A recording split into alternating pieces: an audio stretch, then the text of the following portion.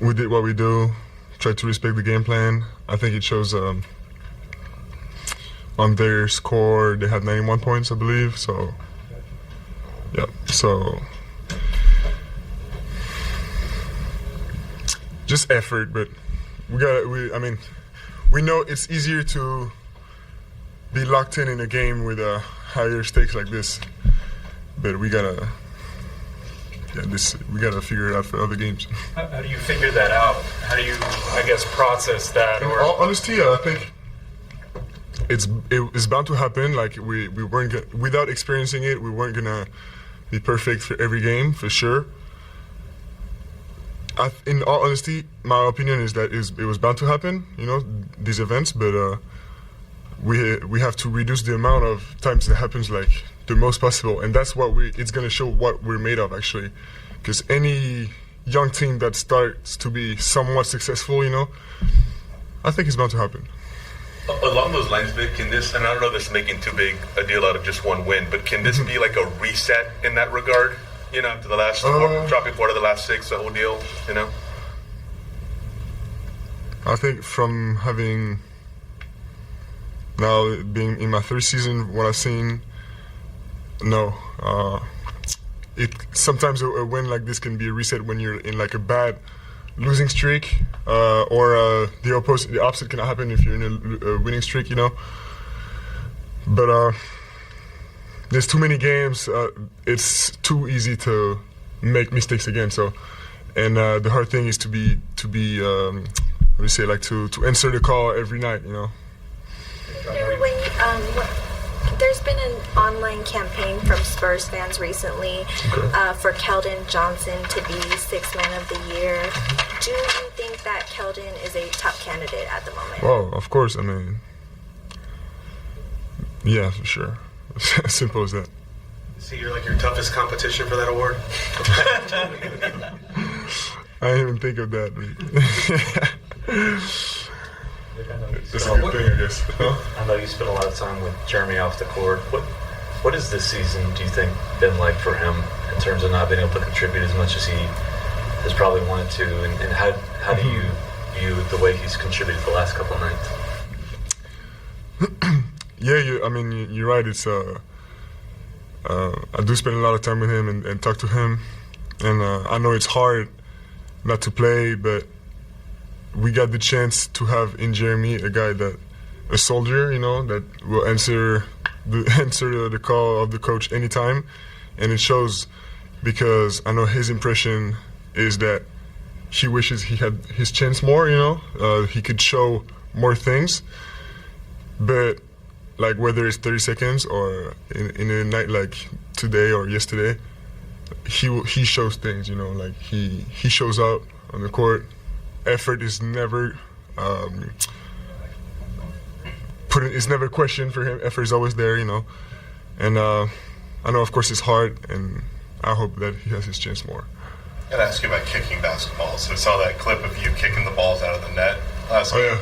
I don't think anyone in the world knew that anyone in the world could do that. So how long have you been? I think it's been done before. I'm sure it's been done before. I think the world record is a guy who can kick like just at the rim. So okay. You're pretty close to the world record there. Yeah, I can beat that today if I wanted. I'm confident. Sorry? We need to see it. You have to do it next game. Not at the warm-ups. I'm not gonna show the warm-ups. Vic, halfway through the second quarter during a timeout, I saw Julian kind of pull you aside and explain something. I don't know if that was something that strategic-wise, but I was just wondering how often does he do that type of stuff, and what was that conversation?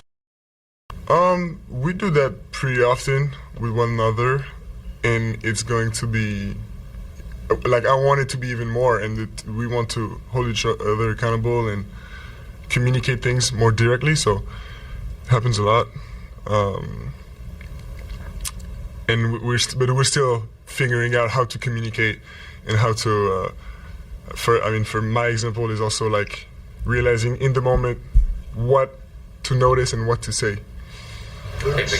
Luke's going back to Boston this weekend. We all know what he can do on the court.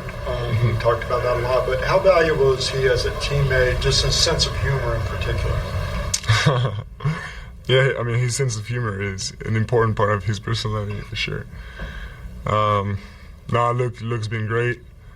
I think one thing I love about him is he brings another perspective to like the debates we have. No, I'm not talking about basketball. The debates we have, some anecdotes he has, you know, and I mean he's a very cultured guy, so it's interesting to talk to him.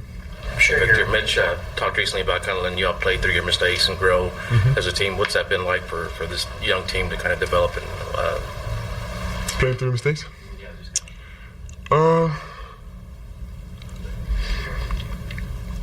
It's been interesting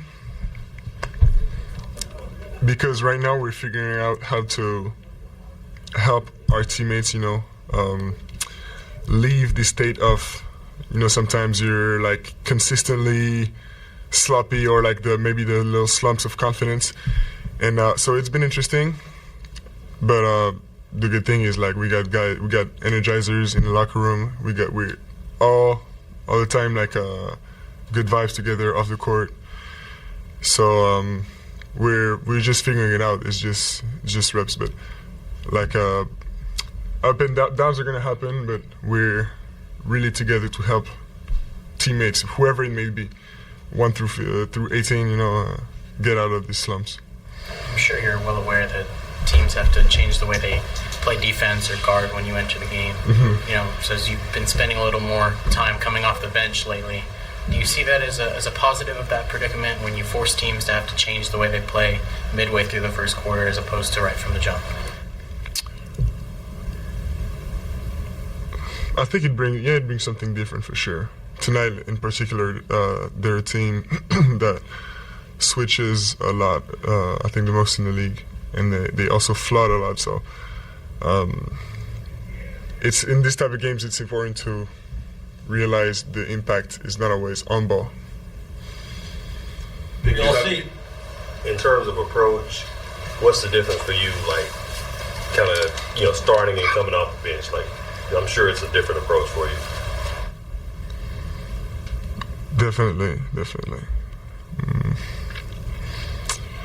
It's sometimes a little hard to navigate. It's not a big difficulty, but it's just one more difficulty, how to navigate, you know, all the playing time, and it's a lot of coordination between training staff and coaching staff for the minutes, and I'm just itching to get on that court, you know. So, and like in a game like this, when I come in, I'm trying to run, I'm trying to grab boards, block shots, because it's that's what role players do, and that's what I'm tonight. We all see what Comme on French Rose Star. Victor, tu avais un fan spécial au bord du parquet ce soir, Léon Marchand. Je crois que c'est la deuxième rencontre que tu fais avec lui. C'est ce qu'il m'a dit, je crois.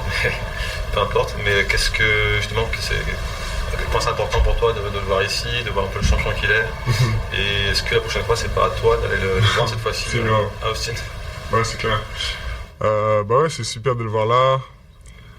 C'est parce que c'est inspirant aussi, parce que on côtoie les meilleurs joueurs du monde un peu tous les soirs avec notre activité, mais le voir là, voir un gars qui pèse comme ça, je sais pas si on a eu aussi lourd que lui en courtside sur la saison, hein, parce que on s'habitue à lui parce qu'il est français et qu'on le voit souvent, mais c'est du très très lourd.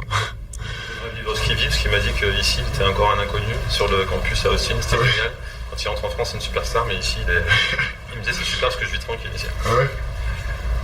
Est-ce que j'aimerais vivre ça? Ouais. Bah par moment, ouais. Il y avait Léon, évidemment. Il y avait aussi un groupe de 70 Français pour un voyage organisé par Trash Talk. Ah, j'avais compris. Section 210, tout en haut. Est-ce que tu te rends compte, toi, depuis les États-Unis, un petit peu du soutien populaire que tu as en France, de ta popularité chez les fans français? C'est quelque chose que tu sens au quotidien? Pas au quotidien, parce que c'est avec le décalage, etc. C'est dur de vraiment s'en rendre compte, surtout que je regarde pas vraiment les émissions, tu vois, la télé en France ou quoi. Mais j'y pense évidemment, et j'y pense notamment quand on joue les matchs à 13h, etc. Je me dis que là, il y a la France qui voit, etc. Et là, je me dis que c'est plutôt les fans en se réveillant qui vont checker soit la fin du match, soit le score.